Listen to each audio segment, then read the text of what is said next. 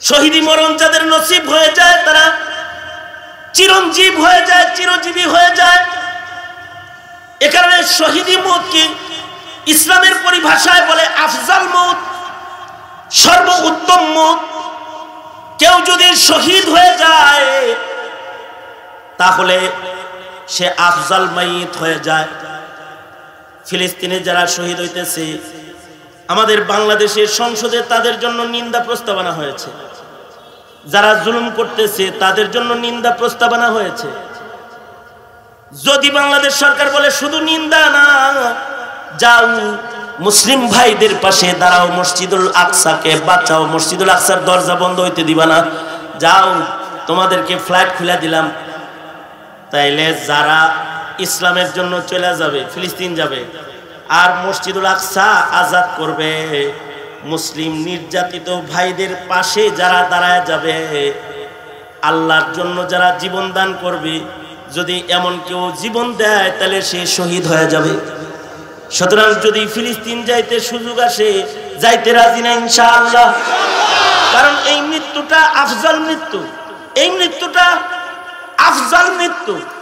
শুধু ফিলিস্তিন নয়, বাংলাদেশের 90% মুসলমানের মাটিতে কাদিয়ানীদেরকে অমুসলিম ঘোষণার জন্য যদি কখনো রক্তের জরুরত পড়ে যায়, কখনো যদি জীবন দেওয়ার সুযোগ এসে যায়, তাহলে জীবন দেওয়া হলেও নবীর ইজ্জত রক্ষা করতে রাজি না ইনশাআল্লাহ। যদি কেউ নবীর ইজ্জত রক্ষার জন্য জান দেয়, তাহলে এই মরাটা আফজল মরা, এই মরাটা উত্তম মরা। এই মরারা মরে না। ওয়ালা তাকুলু লিমান ইউকতালু ফি সাবিলিল্লাহি আমওয়াত ওয়ালা তাহসাবান্নাল্লাযীনা কুতিলু ফি সাবিলিল্লাহি আমওয়াতা। এমন মওত যাদের হয় তাদের মরা বলাও যাবে না, তাদের মৃত মনে করাও যাবে না, তারা জীবিত। আশ্চর্য হলো, এরা বিনা হিসাব আল্লাহর জান্নাতি। এ কারণে দোয়া করবেন যে আল্লাহ তুমি আমাকে শহীদি মওত দিও। বলেন ইয়া আল্লাহ, শহীদি মওত চাই। চিল্লা এখন ইয়া আল্লাহ, শহীদি মরণ চাই।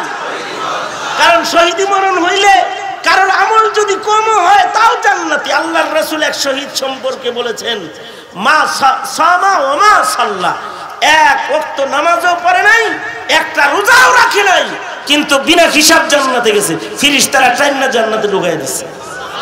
আমরা এই মুহূর্তে যেই জগতে অবস্থান করতেছি এটাকে আলমে দুনিয়া বলা হয়। এরপরে আরেকটা আলম আছে, আলমে বরজাখ।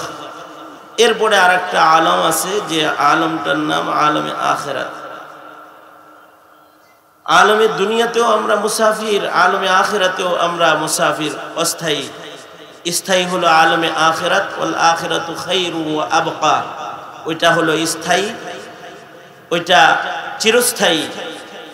আল্লাহ তাআলা অস্থায়ীভাবে দুনিয়াতে আমাদেরকে পাঠিয়েছেন, আবার কবরেও অস্থায়ীভাবেই আমাদেরকে রাখবেন। তবে কবরের আলমে বরজাখ আর আখিরাতের স্থায়ী আলমে আখিরাতের সফলতা, এই অস্থায়ী সময়ের আলমে দুনিয়ার কর্মকাণ্ড, মানুষের কথা, মানুষের কাজ, আমাদের কথা, আমাদের কাজ, আমাদের কওল ও ফিআল, এগুলোর মাধ্যমে হয়তো বরজক সুন্দর হবে, অথবা আখিরাত সুন্দর হবে, অথবা বরজক ভয়ঙ্কর হবে, আখিরাত ভয়ঙ্কর হবে। এই এই এই দরবেশ, তুমি ওয়াজে বইছো না? ওইদিকে চেয়ার হয়েছো, রেখে আছে তোমার খালাতো ভাই আছে, রাগ করছা? দোনো হাত উপরে তোলেন, হাত নামান, আবার তোলেন, নামান। এই যেমন আমার মুখী ছিলেন এইরকম এইদিকে থাকেন, আইসেন তো কিছু শুনতে, আর অন্যদিকে চেয়ে থাকেন। রাগ হইছেন?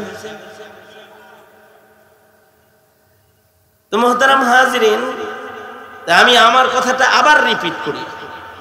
বর্তমান যেখানে আছি এটা আলমে দুনিয়া, এরপরে আছে আলমে বরজাখ, এরপরে হলো আলমে আখিরাত। আলমে আখিরাতটাই আমাদের মূল, ওইটা স্থায়ী। এখন যেখানে আছি অস্থায়ী, এবং এই অস্থায়ী জগতের কর্মকাণ্ডের উপরে নির্ভর করবে সামনের জগৎগুলোর সফলতা সুখ শান্তি যদি এই অস্থায়ী সময়ে আলমে দুনিয়াতে কারোর কার্যক্রম কারোর মেহনত স্রষ্টার পছন্দের হয়ে যায়, তাহলে বরজখের জগৎও তার জন্য জান্নাতের বাগান হয়ে যাবে। বরজখ থেকেই সে জান্নাতের পুরস্কার পাওয়া শুরু হবে। আখিরাতেও সে সুখী হবে, আল্লাহ পাকের কাছে আল্লাহ পাকের নিকটে অবস্থান করবে, আল্লাহ পাকের জান্নাতে সে আল্লাহর মেহমান নেওয়াজিতে চিরদিন অনন্ত অসীমকাল খালিদিনা ফিহা আবাদা, এখানে চিরদিন থাকবে। খালিদিনা ফিহা লা ইয়াবগুনা আনহা হিওয়ালা, ওইখান থেকে আর বের হইতে হবে না। দুনিয়া থেকেও বের হইতে হবে, বরজখ থেকেও বের হইতে হবে, আখিরাত থেকে আর বের হইতে হবে না, জান্নাত থেকে বের হইতে হবে না। এ কারণে দুনিয়ার সময় যেমন কাজে লাগে, দুনিয়ার একটা সেকেন্ড যেন আমার নষ্ট না হয় এদিকে মধ্যে নজর রাখা, এটা হার হার চালাক মুমিনের কাজ। আল কাইয়িসু মান দানা নাফসাহু ওয়া আমিলা লিমা বাদাল মাউত। মৃত্যুর পরে যে বরজখ শুরু হবে, মৃত্যুর পরে যে আখিরাতের জিন্দেগির সামনে যেটা আছে, এইটাকে সুন্দর বানানোর জন্য যারা মেহনত করে, আল্লাহর রাসূল তাদের বলেছেন প্রকৃত চালাক চতুর। আর যারা আলমে দুনিয়াতে থাকা অবস্থায় বরজখ ও আখিরাতের কল্যাণকে সন্ধান করে না, আল্লাহর রাসূল তাদেরকে বলছেন বোকা নির্বোধ। সঙ্গত কারণে কিভাবে এই দুনিয়ার জিন্দেগি কাটাবো, কিভাবে কাটাইলে আমাদের দুনিয়ার জিন্দেগি কেমন হইলে কবরের জগৎ সুখের হবে, আখিরাত সুখের হবে, এইটা বুঝানোর জরুরত দুনিয়ায় অবস্থানরত মানুষদের দরকার। কারণ দুনিয়ায় আসার পরে আখিরাত ভুলানোর দুশ্মন আমাদের একজন নির্ধারিত আছে, যে আমাদেরকে দুনিয়ামুখী করে ফেলবে, আখিরাত থেকে বিমুখ করে ফেলবে। সঙ্গত কারণেই পৃথিবীতে এমন নাজির, এমন ভীতি প্রদর্শনকারীর জরুরত পড়েছে, যারা জাতিকে, মানব গোষ্ঠীকে যারা আখিরাত সম্পর্কে সতর্ক করতে থাকবে আর নেক আমলের বাশারাত তাদের কানে পৌঁছাইতে থাকবে, বদ আমলের শাস্তির ভয়ঙ্কর কথা তাদের কানে দিতে থাকবে, এটার জরুরত হয়েছে। এরই ধারাবাহিকতায় আল্লাহ তাআলা পৃথিবীতে পয়গম্বর পাঠানো শুরু করেছেন। বাবা আদম আলাইহিস সালাতু ওয়াস সালামকে বাশীর ও নাযীর পয়গম্বর বানিয়ে পৃথিবীর প্রথম মানুষ হিসেবে দুনিয়ার মানুষদেরকে সতর্ক করার জন্য আল্লাহ তাআলা প্রথম পয়গম্বর হিসেবে মনোনীত করেছেন। এইভাবে জমিনে লক্ষাধিক নবী রাসূলের আগমন ঘটেছে, যাদের একটাই জিম্মাদারি ছিল এই দুনিয়া সম্পর্কে মানুষকে বলা, আখিরাত সম্পর্কে বলা, আর স্রষ্টার সন্ধান মানুষদেরকে দেওয়া, স্রষ্টা পর্যন্ত পৌঁছার পর দুনিয়ায় অবস্থানরত অস্থায়ী জগতের মুসাফিরদেরকে দেখায়া দেওয়া। কারণ এখানে থাকার জায়গা না, যাইতে হইব দুনিয়া ছাইরা, কবরে থাকতে হইব, হাসরেও আল্লাহর আদালতে দাঁড়াইতে হইব। সামনে যে ঘাটিগুলো আছে অর্থাৎ বরজখ আর আখিরাত, বরজখ কোনো সহজ ঘাটি নয়। দুনিয়া যতটা সহজ, বরজখ অত সহজ নয়।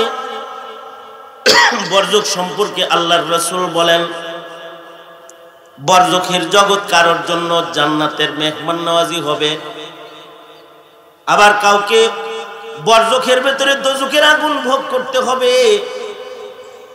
কবর ঘর সম্পর্কে আল্লাহর রাসূল বলেছেন, আল কবরু রাউযাতুম মিন রিয়াজিল জান্নাহ আও হুফরাতুম মিন হুফারিন নার। আল্লাহর রাসূল বলেন, কবর কারোর জন্য জান্নাতের বাগান হবে, আবার কারোর জন্য দোজখের খণ্ড হবে। কবরে যাওয়ার পরে কেউ কেউ তো আরামে নিদ্রা যাবে, এমন এক ঘুম ঘুমাবে যে ফেরেশতা এসে তাদেরকে বলবে, এ ঘুমাইতে থাকো, বাসরের ঘুম ঘুমাও। কেউ তোমাদের ঘরের আশেপাশে এসে আওয়াজ দিয়ে জান্নাতি বিছানার এই ঘুম ভাঙাইতে কেউ আসবে না, আমরা পাহারাদার আছি, তুমি আরামে ঘুমাইতে থাকো। আর তার এই আরামের সুনিদ্রা এটা ইসরাফিলের বাঁশিতে ভাঙবে। এর আগ পর্যন্ত তার কবরে আর কোনো আওয়াজই বসবে না। সুবহানাল্লাহ অথবা পড়েন নাউজুবিল্লাহ, যে কোনো একটা কিছু পড়েন, তাহলে বোঝা যাবে যে আপনারা শুনতেছেন কথা। মানে আপনারা যে আমার কথা শোনেন এটা আমি বুঝি না। শোনেন? হ্যাঁ, শোনা যায়। চেহারা এরকম কে, কিছু কন্তন তো না। নাউজুবিল্লাহ কইবেন অথবা আলহামদুলিল্লাহ কইবেন অথবা একটা কিছু কইবেন তো, নাকি চুপ করে রয়েছেন যে মোস্তাকুন নবী সবাই এলো আমাকে মুখ খোলায় অস্থির বানায় আলাই দিব, তখন আমরা অস্থির হয়ে যাব নাকি?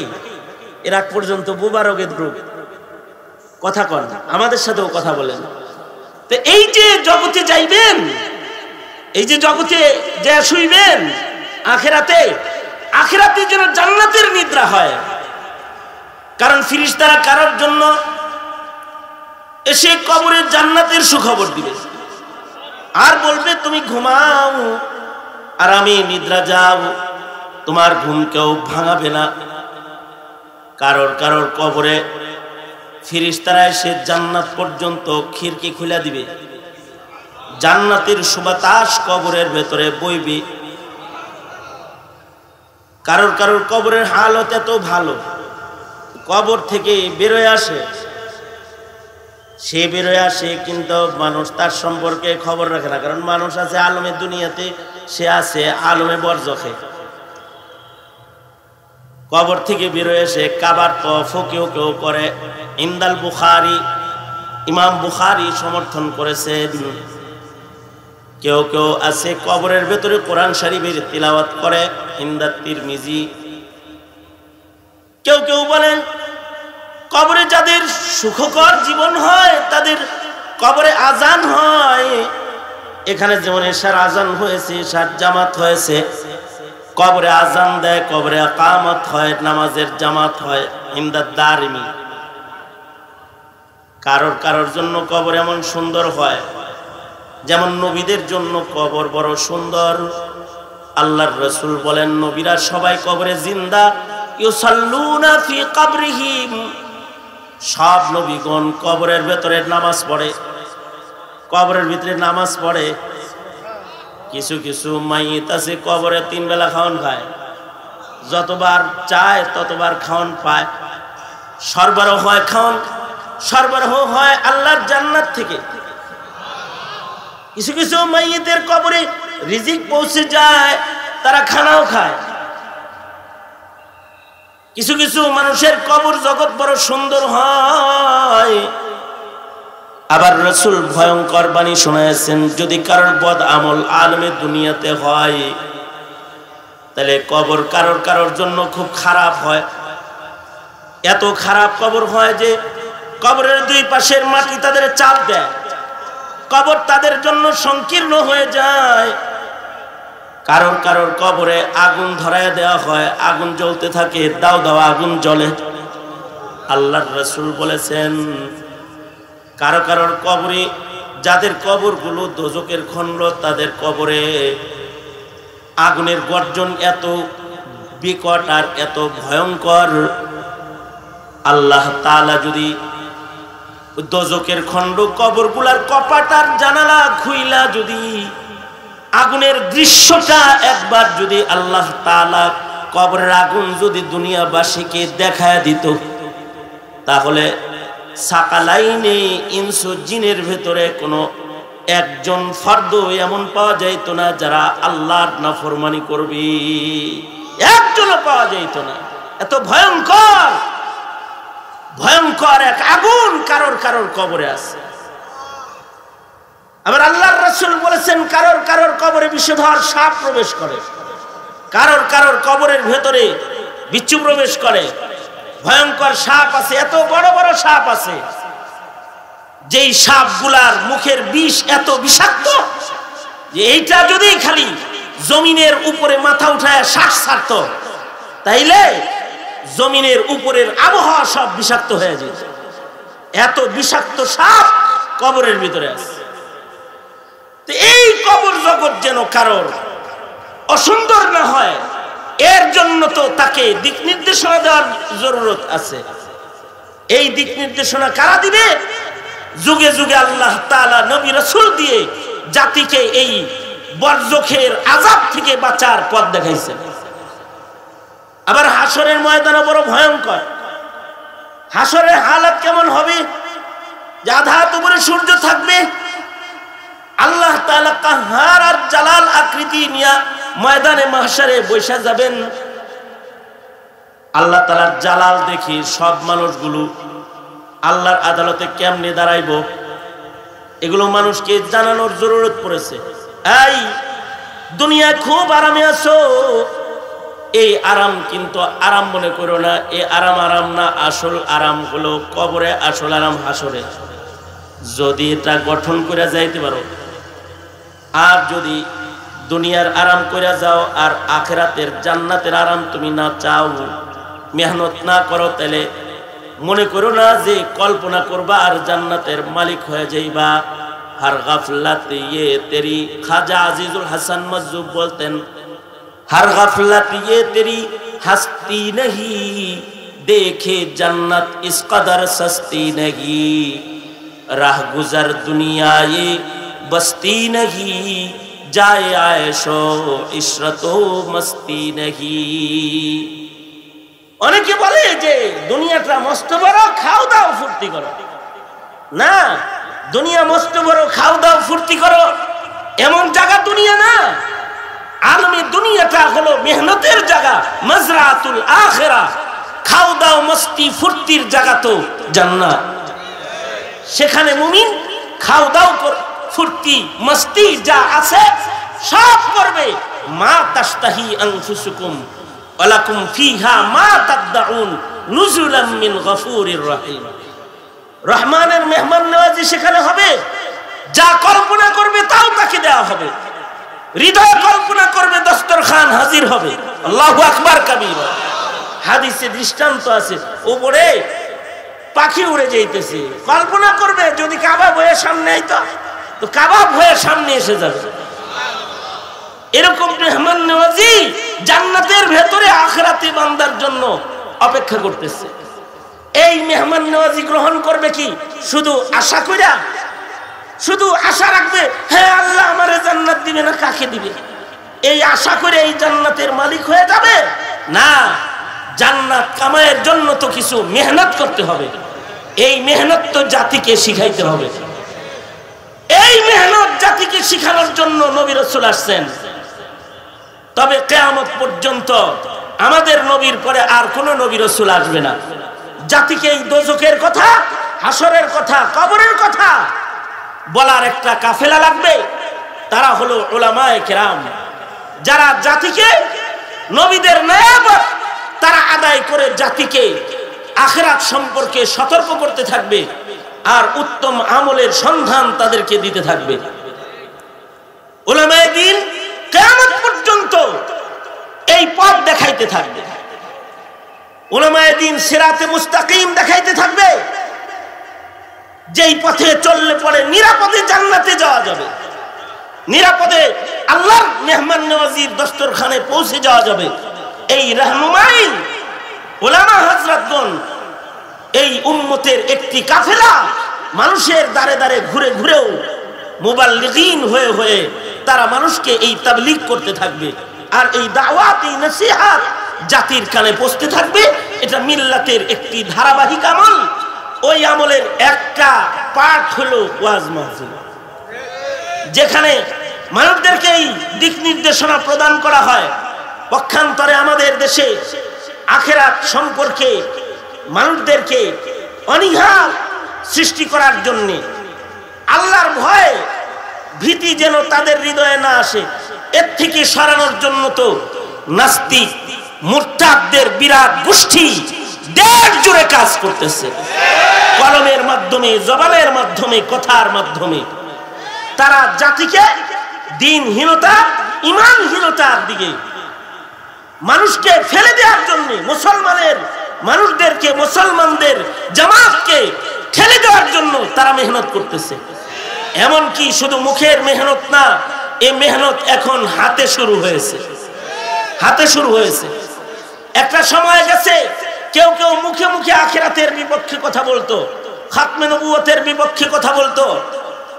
এখন সময় এমন ভয়ঙ্কর শুরু হয়েছে যে এই ইসলাম বিদ্বেষীরা মুখ না, এখন হাত ব্যবহার শুরু করেছে মুসলমানের দেশে। যেমন মুসলিম নারীর হিজাব ধরে টানাটানি শুরু করেছে, মুসলমানদের সুন্নত লিবাস ধরে টানাটানি শুরু করেছে, মুসলমানদের উপরে হাতের আক্রমণ শুরু করেছে, হাত দিয়ে আক্রমণ শুরু করেছে। শুধু তাই না, ইসলাম থেকে দূরে সরানোর জন্যই একটি গোষ্ঠী এই দেশের উলামায়ে কেরামদেরকে, আলেম উলামাদেরকে জঙ্গি বানানোর অপপ্রচার এরা চালু করেছে। যে মৌলবীরা জঙ্গি, মৌলবীরা মানুষকে সন্ত্রাস শিখায়, ওরা সন্ত্রাসী, এটা মানুষের কাছে পৌঁছানো শুরু করেছিল একটি গোষ্ঠী। এই আলেম ওলামাদেরকে জঙ্গি মামলা দিয়ে বছরের পর বছর জেলে তালাবদ্ধ করে রাখা হয়। মামলা হলো জঙ্গি মামলা, অথচ এই উলামায়ে কেরাম এরা নায়েবে নবী, এরা নায়েবে নবী, এরা এই জঙ্গিবাদের সাথে এদের সম্পৃক্ততা না, ধর্মের সাথে এদের, দ্বীনের সাথে এদের সম্পৃক্ততা, ইবাদতের সাথে এদের সম্পৃক্ততা।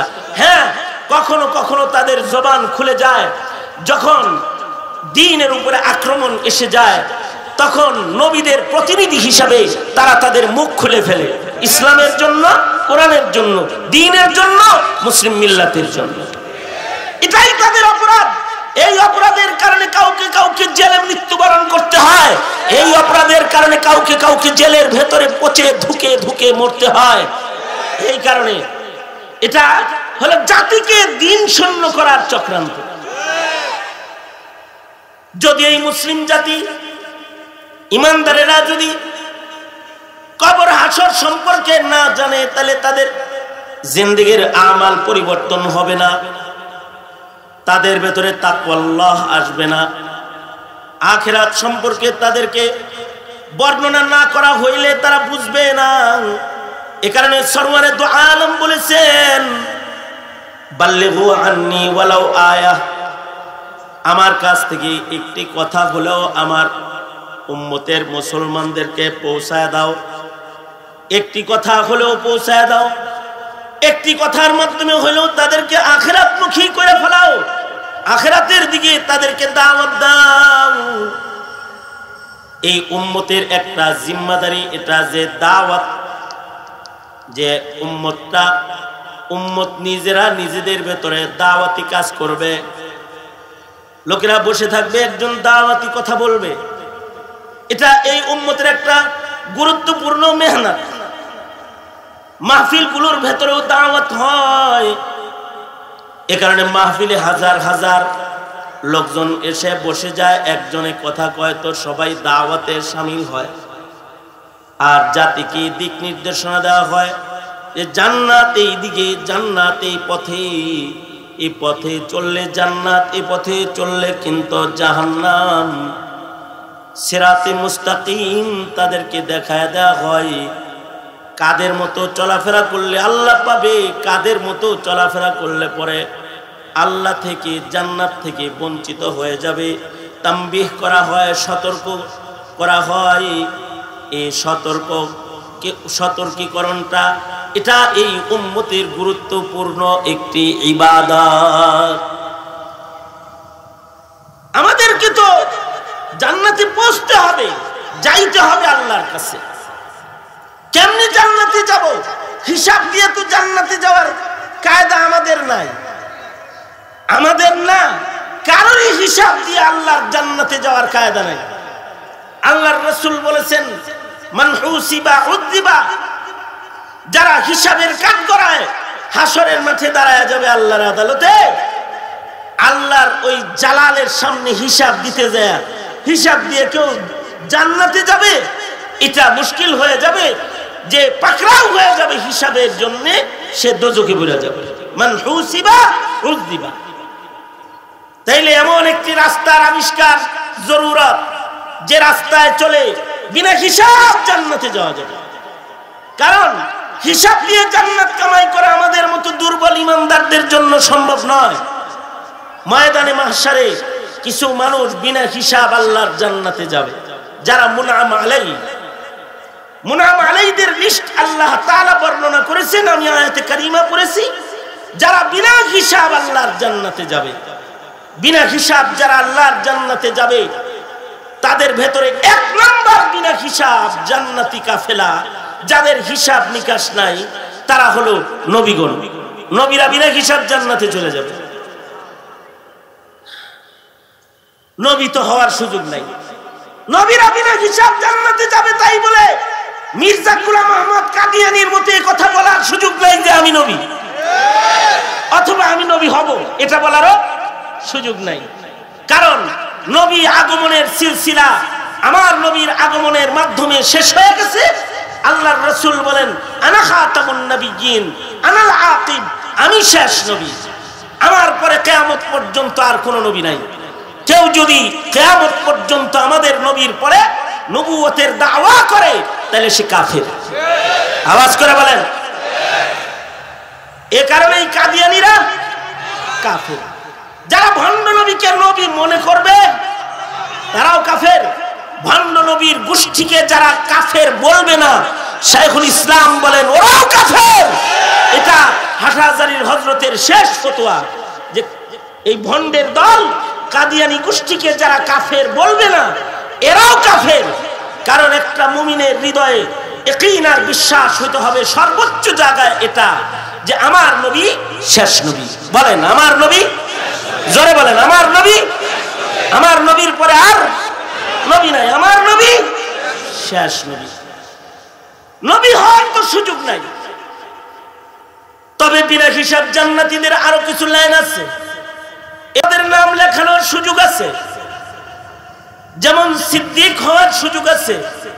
বিনা হিসাব যারা আল্লাহর জান্নাতে যাবে তাদের এক নাম্বার হবে নবীগণ।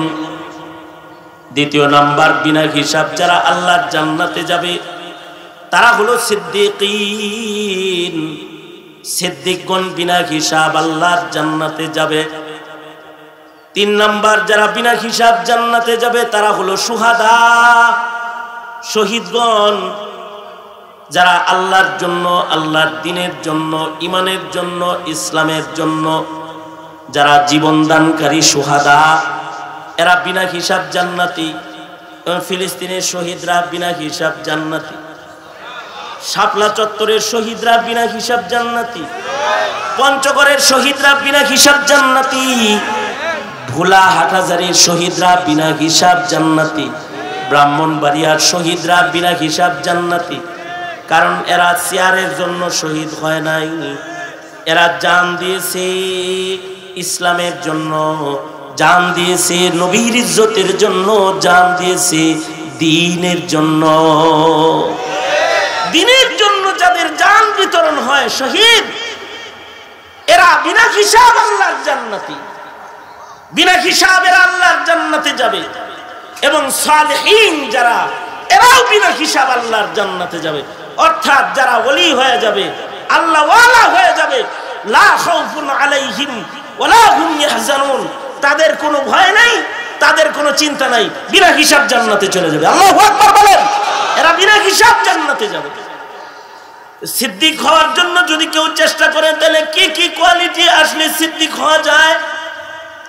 তো আমাদের বড়রা বলেন কিছু সিফাত নিজের ভেতরে আনো, তাহলে তুমি সিদ্দিক হইতে পারবা।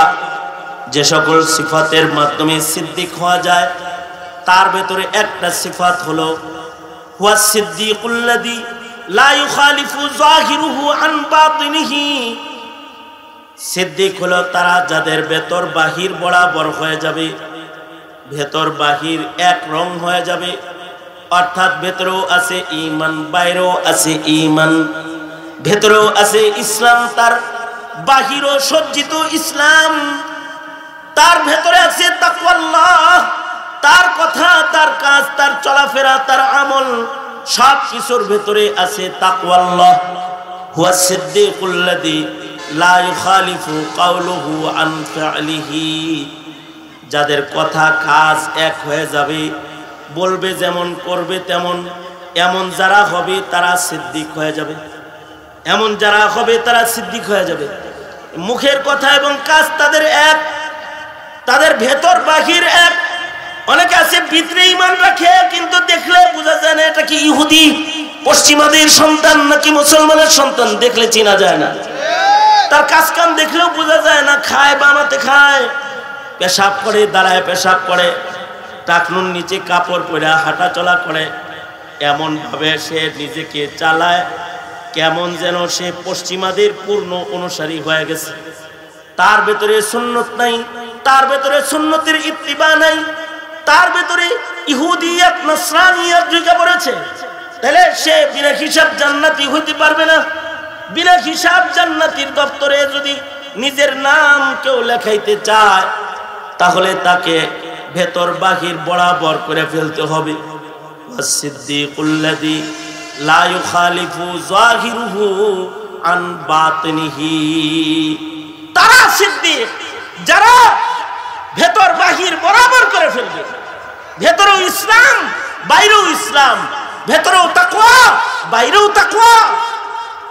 পশ্চিমা কালচার তাদের কাছে সমাদৃত না, ইসলামের তাহজিব তামাদ্দুন তাদের কাছে সমাদৃত। তো তারা সিদ্দিক হয়ে যাবে, বিনা হিসাব জান্নাতীদের কাফেলায় তাদের নাম চলে যাবে। এমনকি সিদ্দিকদের আরেকটা বড় সিম্পটম হলো সিদ্দিকরা আল্লাহর গোলামি করে জান্নাত পাওয়ার জন্য না, আল্লাহ পাওয়ার জন্য। আল্লাহর গোলামি করতেছে আল্লাহ পাওয়ার জন্য, জান্নাত পাওয়ার জন্য না। তাদের মাকসাদ হলো রেজায়ে মাওলা, তারা তাদের রবকে সন্তুষ্ট করতে চায়, তাহলে সে সিদ্দিক হয়ে যেতে পারবে। এগুলো তো অনেক কঠিন কাজ, কঠিন মুজাহাদা। সবচেয়ে সহজ জান্নাতে বিনা হিসাবে যাওয়ার একটা লাইন হলো যে ইসলামের জন্য, দ্বীনের জন্য আল্লাহর দেয়া জানটা আল্লাহর দ্বীনের জন্য দিয়ে দেওয়া। যেমন মসজিদুল আকসার জন্য নারী, শিশু, বাচ্চারাও শাহাদাত বরণ করতেছে। মায়েরা যখন তাদের সন্তানদের লাশ রাখতেছে কবরে, তো হাসি মুখে রাখতেছে আর বলতেছে, আল্লাহ আমার একটি সন্তান তোমার মসজিদের জন্য কোরবানি দিলাম। 1-2 দিন যুদ্ধ করছে না তারা মুসলমানরা, এই ইসরায়েলের সাথে, ইহুদিদের সাথে তাদের এই যুদ্ধ যুগের পর যুগ চলছে, বছরের পর বছর চলছে। তারা ঘুমাইলে মিসাইলের আওয়াজে তাদের ঘুম ভেঙে যায়, তারা গোলা বারুদের আওয়াজে খাবারের প্লেট রেখে দাঁড়িয়ে যায়। এভাবেই তাদের জীবন যাত্রা চলছে। এই ছোট ছোট শিশুরা দ্বীনের উপরে অটল থাকতেছে, জীবন দিতেছে, কিন্তু দ্বীন কারোর কাছে দিচ্ছে না। জীবন দিয়ে দিতেছে কিন্তু দ্বীন বিক্রি করে না, ইসলাম বিক্রি করে না, ইসলামকে ছেড়ে দেয় না, দ্বীনকে ছেড়ে দেয় না। দ্বীনের উপরে অটল থাকতে গিয়ে তারা তাদের সর্বস্বকে বিলীন করে দেয়, জীবনটাই আল্লাহর জন্য কোরবানি দিয়ে দেয়, শহীদ হয়ে যায়। এই শহীদ হওয়ার তৈয়ারি এটা নবী রাসূলদের ছিল।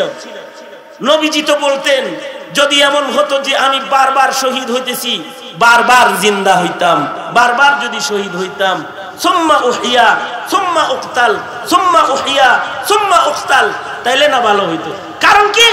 কারণ হলো শহীদি মরণ যাদের নসিবে এসে যায় তারা আসলে মরে না, তারা কবরেও বাল আহইয়াউন ইনদা রাব্বিহিম ইউরযাকুন, কবরেও তারা আল্লাহর খানা দানা খায়, আল্লাহর দেয়া মেহমানদারি তারা ভোগ করে কবরে। শহীদি মরণ যাদের নসিব হয়ে যায় তারা চিরঞ্জীব হয়ে যায়, চিরজীবী হয়ে যায়। এ কারণে শহীদি মওত কি ইসলামের পরিভাষায় বলে আফজাল মওত, সর্ব উত্তম মওত। কেউ যদি শহীদ হয়ে যায় তাহলে সে আফজাল মাইত হয়ে যায়। ফিলিস্তিনে যারা শহীদ হইতেছে, আমাদের বাংলাদেশের সংসদে তাদের জন্য নিন্দা প্রস্তাবনা হয়েছে। যারা জুলুম করতেছে তাদের জন্য নিন্দা প্রস্তাবনা হয়েছে। যদি বাংলাদেশ সরকার বলে শুধু নিন্দা না, যাও মুসলিম ভাইদের পাশে দাঁড়াও, মসজিদুল আকসাকে বাঁচাও, মসজিদুল আকসার দরজা বন্ধ হইতে দিবা না, যাও তোমাদেরকে ফ্লাইট খুলে দিলাম, তাইলে যারা ইসলামের জন্য চলে যাবে, ফিলিস্তিন যাবে, আর মসজিদুল আকসা আজাদ করবে, মুসলিম নির্যাতিত ভাইদের পাশে যারা দাঁড়ায় যাবে, আল্লাহর জন্য যারা জীবন দান করবে, যদি এমন কেউ জীবন দেয় তাহলে সে শহীদ হয়ে যাবে। সুতরাং যদি ফিলিস্তিন যাইতে সুযোগ আসে, যাইতে রাজি না ইনশাআল্লাহ। কারণ এই মৃত্যুটা আফজাল মৃত্যু, এই মৃত্যুটা আফজাল মৃত্যু। শুধু ফিলিস্তিন নয়, বাংলাদেশের 90% মুসলমানের মাটিতে কাদিয়ানীদেরকে অমুসলিম ঘোষণার জন্য যদি কখনো রক্তের জরুরত পড়ে যায়, কখনো যদি জীবন দেওয়ার সুযোগ এসে যায়, তাহলে জীবন দেওয়া হলেও নবীর ইজ্জত রক্ষা করতে রাজি না ইনশাআল্লাহ। যদি কেউ নবীর ইজ্জত রক্ষার জন্য জান দেয়, তাহলে এই মরাটা আফজল মরা, এই মরাটা উত্তম মরা। এই মরারা মরে না।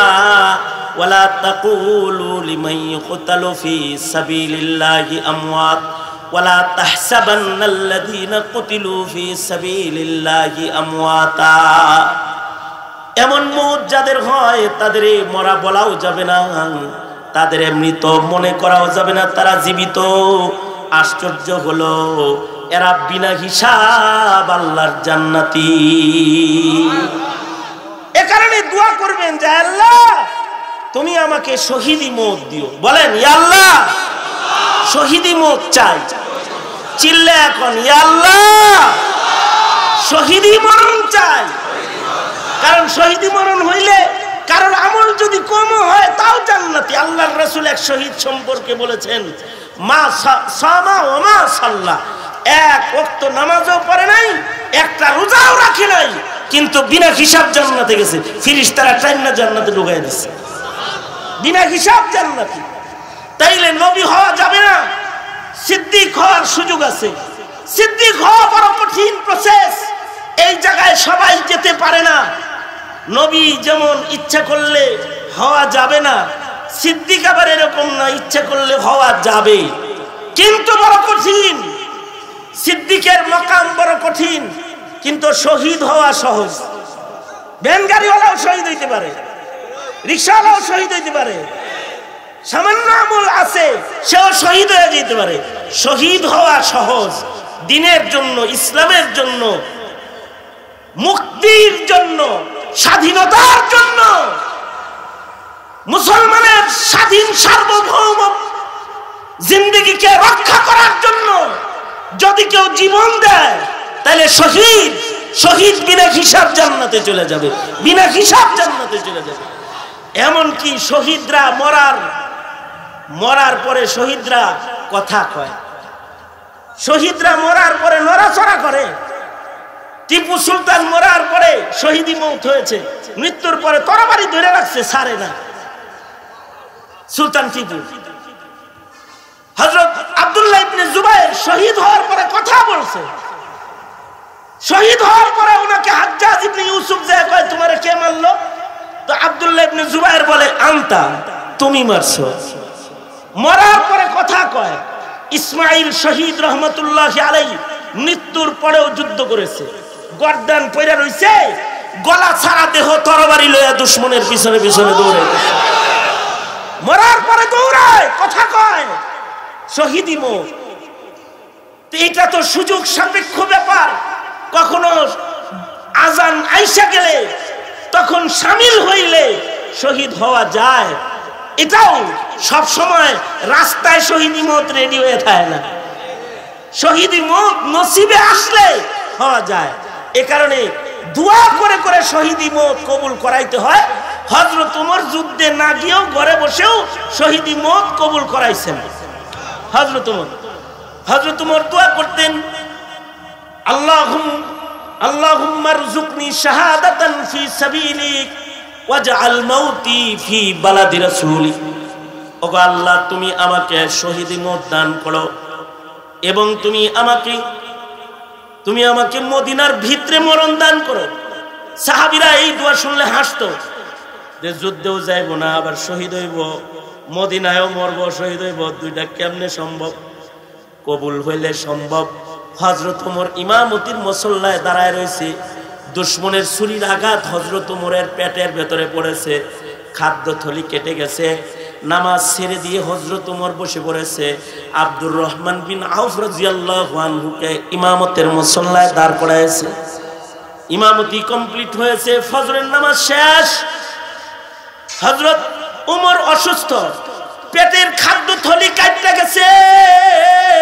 চিকিৎসক বলে ভালো হবে না, মারা যাবে।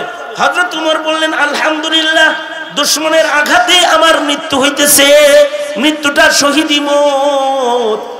একে তো ঘরে মরলেন, কিন্তু শহীদি মওত মরলেন, দুশমনের আঘাতে মারা গেলেন। দোয়া করে কবুল করাইছে হযরত উসমান, দোয়া করে কবুল করাইছে। কোরআন তেলাওয়াত করতেছে, ওই সময় দুশমন যে গলায় আঘাত করেছে মুনাফিকরা, তরবারি হযরত উসমানের বিবি ফিরাইছে, আঙ্গুলগুলো কাটটা মাটিতে ঘরের মেঝেতে পড়ে গেছে। হযরত উসমানের গলায় ছুরি পড়ছে, তখন তিনি আল্লাহর কোরআন পড়তেছেন, গায়ের রক্ত ফিনকি দিয়ে কোরআনের পাতার উপরে পড়ছে, এবং হযরত উসমান ঘরের ভিতরে শাহাদাতের মওত পাইছে। এটা কখনো কখনো যুদ্ধের আজান আসলে নসিব হয়, তাছাড়া আল্লাহর কাছে কবুল করাইতে হয়। বাজারে রেডি হয়ে থাকে না, শহীদি মওত বাজারে রেডি হয়ে থাকে না। মার্কা নিয়ে দৌড় দিলেই শহীদি মওত হয় না, রাস্তায় মরে গেলেই শহীদি মওত হয় না, গুলি খায়া মরলেই শহীদি মরণ হয় না। ডাকাতি করতে যায় কুবায় মারা খাইছে, কুবায় কোপ খায়া মরে গেছে, শহীদি মওত না। শহীদি মওত আলাদা মওত, এটা আল্লাহর কাছে কবুল করাইতে হয়। আজকের থেকে দোয়া করবেন যেন বিনা হিসাব জান্নাতি হইতে পারে, শহীদি মওত হয়। আল্লাহর কাছে বলবেন, আল্লাহ আমাকে শহীদি মওত দান করেন। আরেকটা জান্নাতে যাওয়ার তরিকা হলো সালেহীন হওয়া। সালেহীন কিভাবে হবে? সালেহীন হওয়ার সহজ রাস্তা হলো সুন্নতের ইত্তিবা। ওলি হওয়ার সহজ পথ সুন্নতের ইত্তিবা। হযরত জুনায়েদ বাগদাদী রাহমাতুল্লাহ আলাইহি এক লোক যায় বলে, 2 বছর আপনার কাছে রইলাম, একটা কারামতি আপনার দেখলাম না, জায়গা আপনার মতো ওলির কাছে থাকা লাগবে না আমার। এই কথা বইলা ভাগা ধরছে। হযরত জুনায়েদ বাগদাদী তাকে দেখে, জুনায়েদ বাগদাদী এই লোককে দেখে কয়, এই ভাই বসো না, অস্থির হয়েছে কেন? কোনো কারামতি দেখো নাই, দেখে আমি কোনো ওলি না, এটা কেমনে বুঝলাম? বসো। বসাইছে, বসায় কয়, আচ্ছা এই 2 বছর ছিলা, 2 বছরে কি সুন্নতের খেলাফ একটা কাম করতে দেখছো? এই লোকটা কিছু সময় নীরব থেকে বলে, খোদার কসম 2 বছর আপনার কাছে থেকেছি কারামতি দেখার লেগে, কিন্তু আপনার একটা সুন্নতের খেলাফ কাম করতে দেখিনি। এটা তো সাহাবীদের কারামত, সাহাবীরা সুন্নতের খেলাফ একটা কামও করে নাই। এই কারণে সাহাবীরা সব সালেহীন, সব সিদ্দিকীন, এরা ওলি হয়ে গেছে। তাই তুমি সুন্নতের খেলাফ একটা কামও দেখলে না, কারামতি তালাশ করো কেন? কারামতি খুঁজো কেন? কারামতি জাদু তো কুফরি বিদ্যা দিয়েও দেখান যায়। জাদু অলৌকিকত্ব যেটা, এটা তো কুফরি দিয়েও দেখান যায়। কিন্তু আমল যেটা, এটা তো সুন্নতের ইত্তিবা দিয়া আমলকে আমল বানাইতে হয়। তুমি যে 2 বছর লাগাতার আমার আমল দেখলা, এটা দিয়ে বুজুর্গ মনে হয় না আমারে? পরে কয় হয়, এখন মনে হয়। এ কারণে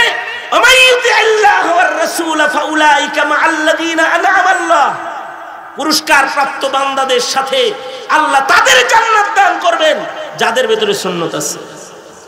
একটা কথা মনে রাখবেন, নবীও পাওয়া যাবে না, সাহাবিও আর পাওয়া যাবে না, সাহাবিয়ত আর আসবে না, সাহাবি আসবে না, এগুলো লাসানি গেছে গা। কিন্তু সাহাবীদের ঈমান আর নবীর সুন্নতের নকশা, সাহাবায়ে কেরামের মতো সালেহীনদের জামাতের নমুনা, একটি বিল ইত্তেফাক আরব আজম সবাই একমত, একটি দলের ভেতরে সাহাবীদের রং, সুন্নতের রং পরিপূর্ণভাবে পাওয়া যায়। তারা হলো দেওবন্দি উলামাদের জামাত। এদের ভেতরে সাহাবিয়াত এর রং, সুন্নতের রং পাওয়া যায়।